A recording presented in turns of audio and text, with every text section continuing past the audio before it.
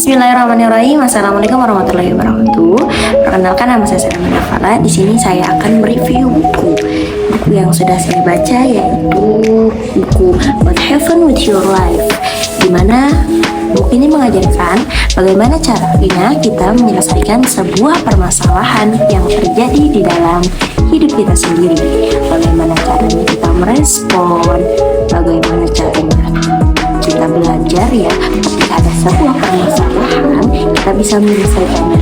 Buku ini ditulis oleh Desi Rahmawati, di mana Desi Rahmawati ini seorang perempuan yang telah menyelesaikan pendidikannya di salah satu universitas. Desi Rahmawati ini sejak kecil dia sudah suka dengan dunia literasi, dan di situ dia dari kecil itu sudah menulis. Nah, sampai sekarang, sampai kuliah ya, dia sudah menerbitkan buku What Happened with Your Life. Buku What Happened with Your Life itu ngebahas apa aja sih?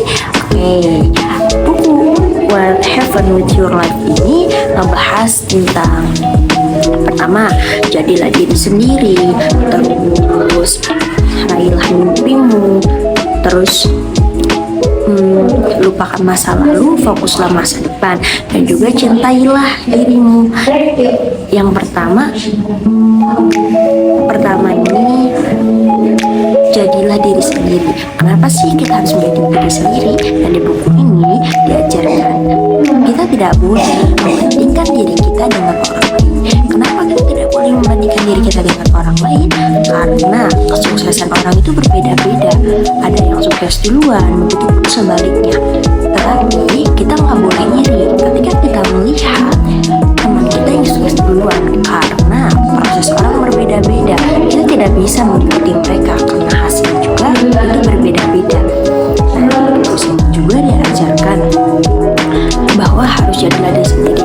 Coba kenali dirimu, karena kalau misalkan kita nggak mengenal diri kita sendiri, kita nggak tahu di mana kekurangan, di mana kelebihan kita. Makanya buku ini mengajarkan kita untuk jadilah diri sendiri. Jangan jadi orang lain. Coba kamu baca, karena setiap kamu sedih, setiap kamu senang, hanya diri kamu yang mengerti, bukan mereka, bukan orang lain. Jadi kenali dirimu sendiri. Nah, di buku ini juga ya dijelaskan untuk meraih mimpi. Kenapa kita meraih mimpi? Ya karena jika kita tidak bermimpi, kita tidak punya tujuan hidup. Mimpi itu murah, banyak orang yang bermimpi, tetapi tidak semuanya yang bisa mewujudkannya, karena mimpi itu bisa diwujud dengan kesungguhan dan juga tidak berleha-leha. Jadi kita harus bisa, kalau misalkan kita punya mimpi, maka kita harus mengejarnya mimpi tersebut. Karena jika kita tidak punya mimpi, otomatis kita tidak punya tujuan hidup. Maka bermimpilah setinggi-tingginya dan raihlah cita-cita itu. Nah, di buku ini juga diajarkan tentang lupakan masa lalu, fokuslah masa depan. Aku tahu masa lalu itu memang serem ya, atau memang orang kalau misalkan diingat-ingat itu kayak sakit hati gitu ya. Tapi di buku ini diajarkan kita harus fokus masa depan.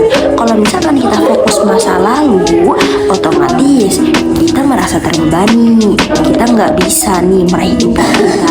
Jadi di buku ini mengajarkan lupakanlah masa lalu, fokuslah untuk masa depan, karena masa depan itu sedang menantimu. Nah, di buku ini juga diceritakan jadilah diri sendiri, mencintai diri sendiri. Kenapa mencintai diri sendiri? Karena hanya diri kamulah yang selalu ada di saat kamu senang dan sedih. Hargai setiap proses. Contohnya gini, seperti kita lomba, kita kalah, kita hargai proses kita. Sudah sejauh itu kita berjuang.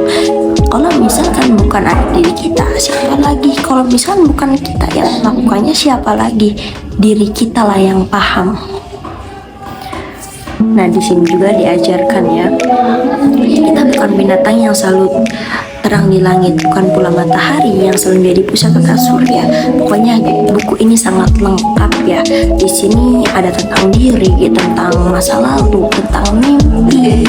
Pokoknya segitu aja ya dari saya. Kurang lebih saya mohon maaf. Wassalamualaikum warahmatullahi wabarakatuh.